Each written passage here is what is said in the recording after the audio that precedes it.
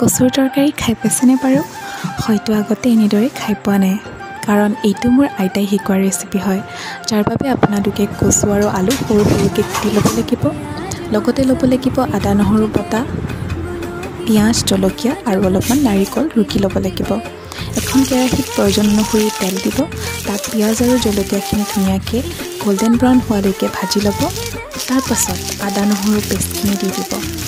যেতিয়া আদা নহৰু পেষ্টখিনিৰ পৰা ধুনীয়া সুগন্ধি ওলায়, তাৰপাছত আপোনালোকে তৰকাৰীখিনি অলপ অলপকৈ কেৰাহীখনত দি দিব।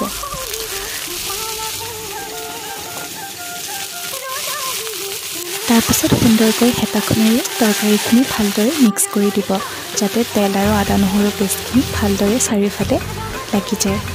তাৰপাছত প্ৰয়োজন অনুসাৰে নিমখ আৰু হালধি তৰকাৰীখিনিত দি দিব, আকৌ মিক্স কৰি দিব। এতিয়া জিৰা আৰু ধনিয়া গুড়ি অলপমান দি দিব। মই একেলগে গুড়ি কৰি লৈছিলোঁ, আপোনালোকে বেলেগ বেলেগকৈও দিব পাৰে। তাৰপাছত আকৌ মিক্স কৰিব।